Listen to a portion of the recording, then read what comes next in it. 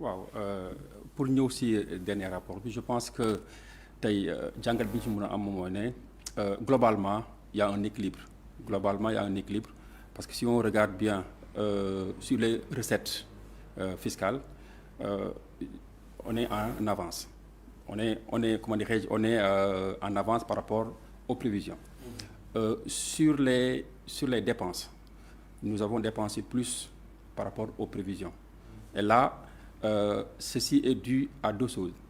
Nous avons, comment dirais-je, des salaires, une partie de dépenses allouées, au salaire qui est très excessif.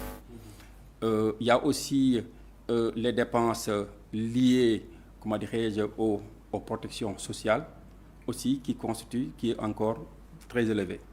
Maintenant, vu ces deux dépenses-là, si boo jëlee deux dépenses yooyu noonu. nga bëgg a amale en même temps ay dépenses d'investissement alors que de plus en plus tu as du mal à avoir des recettes, ça va être compliqué. Donc il faut faire un arbitrage. L'État doit faire un arbitrage. Maintenant à court terme, est-ce qu'à court terme avec les bailleurs qui nous ont lâchés tels que le FMI, le Fonds monétaire international, et que aujourd'hui avec les ressources dont nous disposons, est-ce qu'on va aller plus vers les investissements dans un court terme ou bien essayer de gérer tout en assainissant comment dirais-je li nga xam ne moom mooy nekk tey sunu économie. Donc tey si puzzle boobu lañ toll puzzle bi moom mooy ne tey naka la ñuy def tey ba mun a maintenir tout le temps am moom benn perspective ba nga xam ne tey suba on aura de plus en plus ay comment dirais-je benn économie beaucoup plus équilibrée et orientée vers l'investissement. Parce que tamit gouvernement bi loolu la ñu jaay que ne dañoo war a orienter wu vers des dépenses d'investissement utiles et porteurs de croissance.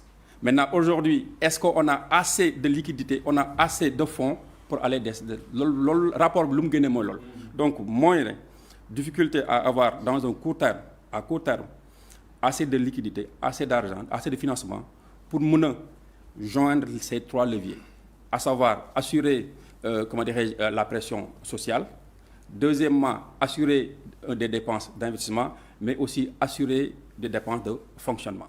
Donc loolu nag ils ont choisi les deux, gérer tout ce qui est dépenses de protection, en même temps aussi gérer tout ce qui est dépenses de fonctionnement, tout en maintenant essayant d'avoir une cadence, d'accord, sur les dépenses de cette difficulté pour am les fonds nécessaires pour gérer tout ça lan moo ko waral ci sa gis-gis. waaw li ko waral je pense que ñi jaar nañ ci léegi au départ donc nous avions dañoo amoon ay ñu ñuy accompagner dans nos donc financements. la communication du gouvernement. La communication du gouvernement et le rapport du 25 février 2025 rapport au Cour des comptes bi Cour des comptes ñëw confirmer ko ba pare gën kaa métti parce que boo xoolee le premier ministre Ousmane Sonko 83% la waxoon.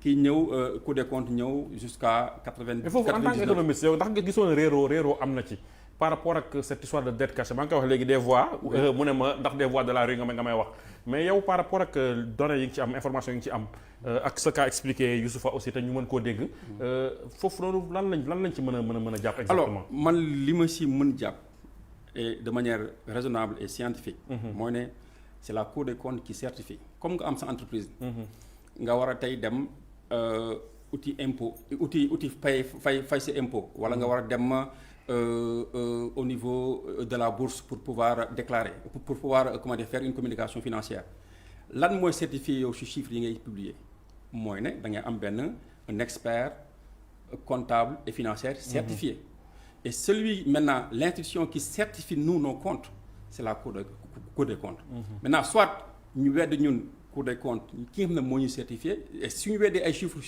Cour des comptes c'est-à-dire que nous notre système c'est à revoir tout à revoir. Maintenant le FMI est un partenaire et c'est pas à lui de nous dicter ou bien de nous orienter vers ces chiffres. Donc maintenant mais qu'est-ce qui explique alors le problème bi état bi am à fournir ces explications au FMI en fait. C'est normal. Il faut aller vers maintenant l'essence du FMI. Le FMI est une institution qui est là pour apporter son aide technique et financière. Et dans l'apport de son aide technique et financière dafa joxe ay clauses d'accord pour mu aider la clauses yooyu dafa bokk sur des clauses de transparence et maintenant s'il y a dans un pays mu am ay jiixi jaaxa chiffres yi mais c'est très normal mu nekk en recul pour gën a xool li muy def sinon bu ñëwee rek financé la c'est-à-dire que moom deful métier parce que loo xam ne dafa flou la dafa war a xaar ba mu leer nañ pour mu ñëw. sans problème kay c'est plus le FMI en fait mais nos autorités actuelles. Oui. Par rapport ak explication yi ñu war a fourni maanaam ils ont dit que ne am na problème am na dette cachée am na falsification on leur dit ok mais montrez-nous donnez-nous des voilà war leen ñu exactement ce qui s'est passé comment ça s'est passé. Mais réellement et là ils peinent à donner des explications concrètes. Non mais réellement leurs explications je pense qu'on doit s'en tenir pour nous.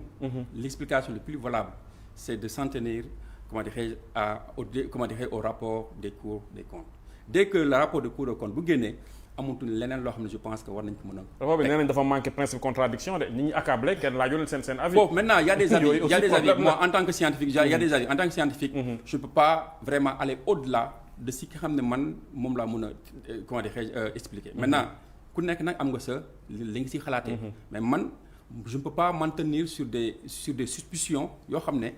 amoo loo xam ne c'est éclairé pour mën a maintenant bu Cour des comptes ñëwaatoon man pour man. si son rapport wala mu rencontrer les autorités rencontrent le FMI am des retours yoo xam ne war nañ ko mën changer ñoom ñu accepter changer ko. qui va très grave même te gisuma tey naka lay Sénégal di remettre en cause loo xam ne la Cour des comptes def na ko. ça maintenant fan la ñu mën a dem man je me dis que c'est le principe pour man et c'est normal à court terme qu'il gère cet aspect de prudence. Maintenant c'est au Sénégal aujourd'hui c'est au Sénégal tey Sénégal moo war a tax gouvernement bi tey wane loo xam ne transparence ak bonne gouvernance boo xam ne tey FMI fi mu nekk dana fa jógee ñëw rejoindre ko. foofu je pense que c'est juste une question de temps. C'est une question de temps parce que voilà avec cette transparence bi ñu wane. C'est une question de temps. Et là aujourd'hui il y a des puzzles qui sont il y a des éléments qui sont déjà là éléments yi mooy lan bi ñu énoncer cela. tey il y a ce qu'on appelle les agences de notation notamment Moody's et FNT. dañoo dégrader complètement la note du Sénégal. Mais il y a un défi que l'État du Sénégal a posé. Le défi c'est quoi? Le défi c'est que l'État sénégalais aujourd'hui a émis des bons sur le marché international, n'est-ce pas? Des obligations sur le marché. Et qu'est-ce qu'on a vu? Ce qu'on avait demandé, on a eu plus que ça. C'est-à-dire qu'il y a une confiance sur des marchés financiers, malgré la dépréciation des dettes. Et là, c'est un signal fort. Deuxièmement aussi, il y a aussi notre signal venant de l'Union européenne, qui fait sortir du Sénégal dans les lots les pays les plus dangereux à investir. Donc Sénégal génn na foofu. loolu yëpp li ko waral moom mooy ne une économie a besoin toujours de la transparence pour être crédible. Et cette transparence on le montre. Maintenant reste à savoir est-ce que on va toujours continuer sur ce rythme? Si on continue toujours sur ce rythme de transparence, les bailleurs vont venir. Maintenant comme ils ont souligné si maintenant ces rapports-là on ne parvient pas à vraiment les lire réellement et qu'il y ait des décalages d'incompréhension, dans ces conditions on nous ramène à l'état initial et là ça va être pire. Maintenant je pense que risque boobu lañ bañoon ñoom mu am ba tey ñu am benn prudence jël temps bu ndaw pour pouvoir sortir un rapport fiable non discutable. Merci. Loolu dafa nekk li nga xam ne tey ce sont des principes de comment dire ce sont des principes de bonne gouvernance et il faut pas mêler aussi vitesse et précipitation. Et gouvernement yi romboon yëpp état yi romboon yëpp ils ont toujours mêlé vitesse et précipitation te loolu jëmuluñ kanam. Pour terminer juste ça. Oui, allez-y. Il faut pas aussi toujours camper le débat sur si tant qu'on n'a pas ces grandes institutions derrière nous on ne va pas avancer. Sauf que est-ce que attan nañ suñu bopp pour dem sans ñoom. Oui dans l'immédiat parce que xëy na peut-être ci kanam bu ñu sommee seen kii bi nu mu tudd agenda bi voilà mën nañ ci am yaakaar mais nii les Sénégalais ont besoin d'avoir quelque chose bu ñu teg seen loxo. Oui maintenant il y a ce qu'on appelle de la diversification et ceci gis nga nit boo ko contraire rek bu demee ba compter ba mu sës si mbir bi dana trouver alternative. Actuellement on est en train de faire un travail extraordinaire ñoo ngi enduré mais aujourd'hui on est en train de faire un travail extraordinaire que demain bailleurs bu ñëwee dañuy gën a pousser ñu gën a dem. c'est-à-dire que aujourd'hui am na niche yoo xam ne xamuñ ko woon amuñ ko woon daañu foon dem. cette situation peut nous permettre de découvrir ko exploiter ko. Deuxièmement le marché financier bi ñu wax tey boo xoolee le taux d'endettement sur les marchés financiers intérieurs est de 6,5%, 6%. Et sur le marché extérieur li ñuy wax et eurobond on tombe sur combien? On est à 8,5%. 8%. Mais tu peux avoir un endettement à l'intérieur à des taux inférieurs et derrière tu as un effet d'externalité positive, c'est-à-dire que tey pays yu la lebal yëpp ces pays ay kii la xaalis bi fii la des ci dëkk bi lay des ci pays yooyu des bu dëkkee dëkk bi économie endogène bi day am. Deuxièmement dans la zone UEMOA nous avons plus de 200 milliards d'épargne qui sont en train de dormir dans nos banques. 200 milliards yoo xam ne sont en train de dormir au niveau de nos banques et ces 200 milliards là si nous on fait des progrès et qu'on fasse le nécessaire assainissement mën nañ ko lever au niveau du marché de la BRVM et que sur ce marché là mën nañoo financer suñu économie et que on ne serait pas dépendant de ces institutions et ces institutions ont des agendas qui peuvent être différents de nos agendas. C'est que il faut aussi avoir de la résilience. dëkk day am résilience. dëkk yi développé yëpp si résilience lañu développé wu mais bu ñu amee facilité à tendre la main à attendre l'autre pour qu'il nous aide on ne va jamais s'en sortir. Merci beaucoup.